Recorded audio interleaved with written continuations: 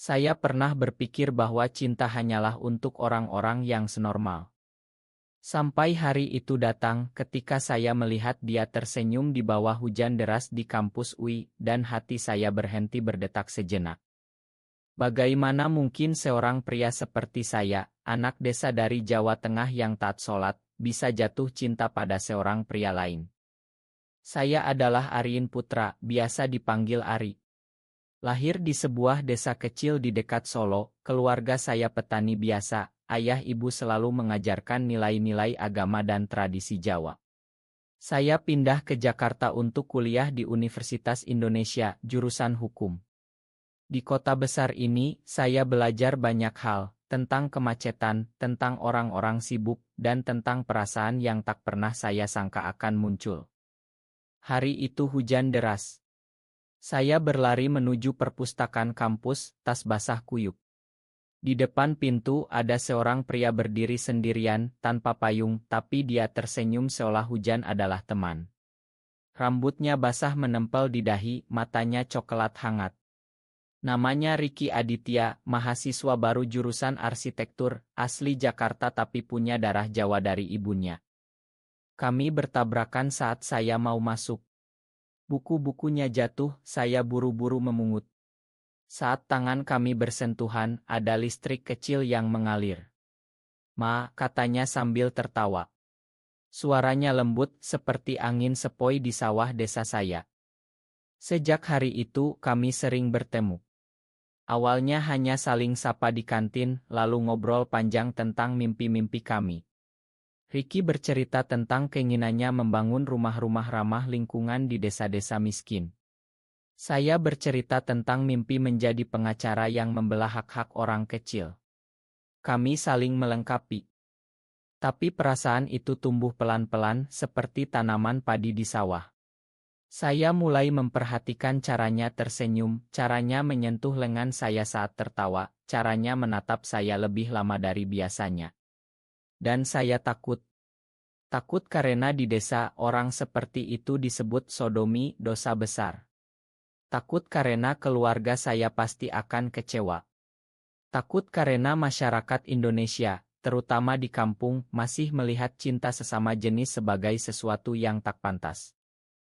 Suatu malam kami jalan-jalan di sekitar Danau UI. Bulan purnama, angin sejuk. Ricky berhenti memandang saya. "Ari, kamu tahu kan, aku suka kamu," katanya pelan. Hati saya berdegup kencang. Saya ingin lari, tapi kaki tak mau bergerak. "Ri, aku juga," bisik saya, suara gemetar. Kami berpelukan di bawah pohon beringin besar. Rasanya seperti dunia berhenti. Tapi di dalam dada ada badai. Hubungan kami disembunyikan. Kami bertemu di tempat-tempat sepi, kai kecil di Kemang, taman di belakang kampus, atau kamar kos Ricky saat teman sekamarnya pulang kampung. Ciuman pertama kami penuh rasa takut dan bahagia. Saya merasa seperti orang yang akhirnya menemukan rumah, tapi rumah itu terlarang. Konflik mulai muncul. Ricky punya pacar perempuan dulu, namanya Nadia, teman semanya. Nadia masih sering chat, mengajak ketemu. Ricky bilang sudah putus, tapi saya ragu. Suatu hari, saya lihat mereka di mall. Nadia memeluk Ricky dan Ricky tak menolak. Saya pulang dengan hati hancur. Malam itu, saya konfrontasi. "Kamu bohongi aku?" tanya saya sambil menangis. Ricky menangis juga. "Aku takut, Ari. Keluargaku konservatif. Aku coba normal, tapi aku tak bisa bohongi perasaanku lagi. Aku cinta kamu." Saya marah, tapi juga kasihan. Saya tahu betapa beratnya. Di Indonesia, menjadi gay berarti hidup dalam bayang-bayang. Banyak teman yang saya kenal di komunitas kecil online, mereka bilang hidup dua dunia, satu untuk keluarga, satu untuk diri sendiri. Kami berusaha memperbaiki. Ricky putus benar-benar dengan Nadia. Kami lebih hati-hati. Tapi tekanan datang dari luar. Teman kos saya, Andi, mulai curiga. "Kamu kok sering sama Ricky?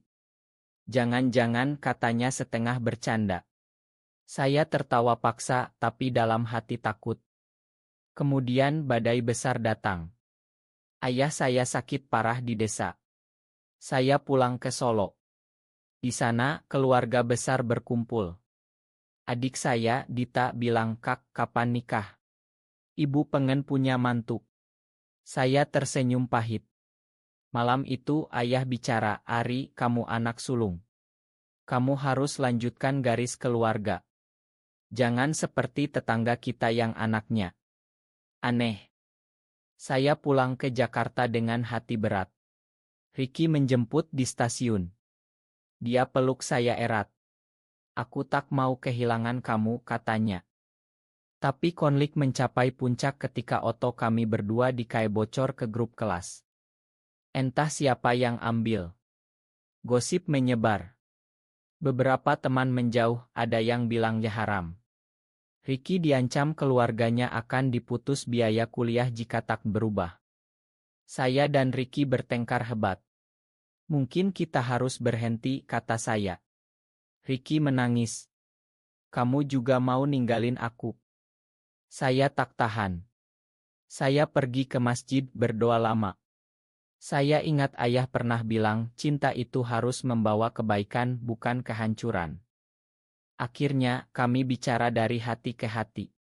"Aku tak bisa hidup tanpa kamu," kata Ricky. "Tapi aku juga tak mau keluargamu menderita karena aku."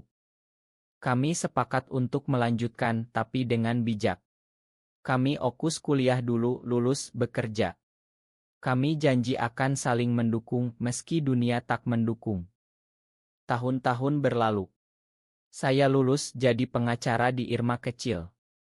Ricky jadi arsitek relance. Kami tinggal bersama di apartemen kecil di Tebet, pura-pura sebagai teman sekamar. Keluarga saya tahu, tapi mereka diam. Ayah pernah bilang, "Asal kamu bahagia, nak." Suatu hari, Ricky ajak saya ke Bali. Di pantai, dia berlutut, "Arin Putra, maukah kamu jadi pasangan hidupku meski dunia tak menginginkan?" Saya menangis. "Ya, Ricky Aditya. Selamanya." Kami tak bisa nikah resmi, tapi di hati kami, kami sudah menikah. Cinta kami tak sempurna, penuh luka, tapi juga penuh harapan. Di tengah masyarakat yang masih belajar menerima, kami menemukan rumah di satu sama lain. Dan setiap malam, saat saya memeluknya, saya tahu, cinta tak pernah salah, asal itu tulus dan tak menyakiti siapapun. Kehidupan bersama kami tak selalu mudah. Pagi hari, Ricky bangun duluan, masak nasi goreng sederhana. Saya suka melihatnya di dapur, pakai celemek ibu yang saya bawa dari desa. "Ini untuk kamu, sayang," katanya sambil cium kening saya. Tapi ada hari-hari sulit. Saat Idul Fitri, saya pulang ke desa sendirian. Ricky tak bisa ikut, takut dicurigai. Di rumah, saudara-saudara bertanya, "Kapan bawa calon?" Saya bohong, bilang masih cari yang cocok. Ibu diam-diam kasih saya oto cewek tetangga. Saya tersenyum, tapi hati sakit. Kembali ke Jakarta, Ricky menunggu dengan bunga. "Aku kangen," katanya. Kami pelukan lama. Tapi saya tak bisa bohong. "Aku takut, Rick.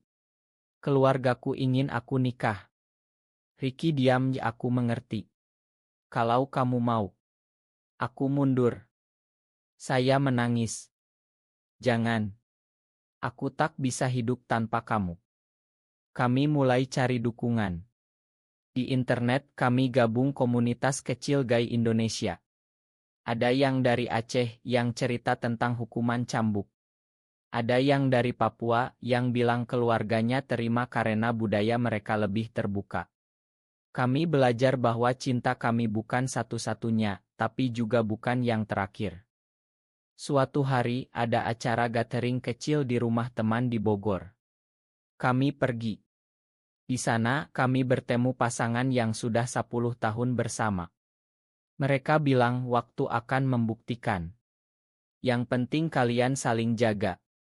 Itu memberi harapan. Tapi konflik baru muncul. Ricky dapat tawaran kerja di Singapura. Gaji besar, kesempatan bagus. Aku tak mau pergi kalau kamu tak ikut, katanya. Saya bingung. Aku tak bisa tinggal keluarga, Ri. Dan di sana, kita bisa bebas. Kami bertengkar lagi. Saya bilang kamu egois. Dia bilang kamu tak percaya kita. Akhirnya Ricky tolak tawaran itu. Aku pilih kamu, katanya. Saya merasa bersalah. Ma, aku tak mau kamu korbankan mimpi. Kami mulai rencana masa depan. Saya ingin buka Irma Hukum sendiri, Okus bantu kasus hak asasi.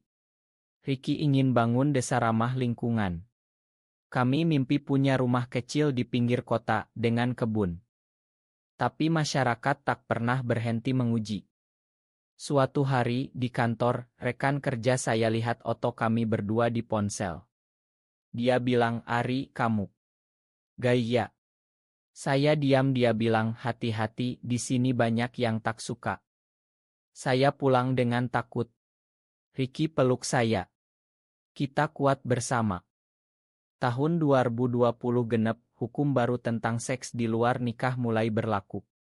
Meski katanya tak langsung target gay, kami takut. Kami lebih hati-hati, tak keluar malam. Ricky sakit. Demam tinggi, batuk. Saya bawa ke dokter. Dokter tanya, istri di mana? Saya bilang, dia teman. Dokter pandang aneh. Di rumah, saya rawat dia. Saat dia tidur, saya berdoa. Ya Allah, kalau ini salah, hapuskan perasaan ini. Tapi kalau benar, berikan kekuatan. Ricky sembuh. Dia bilang, aku tak mau mati sebelum kita bahagia.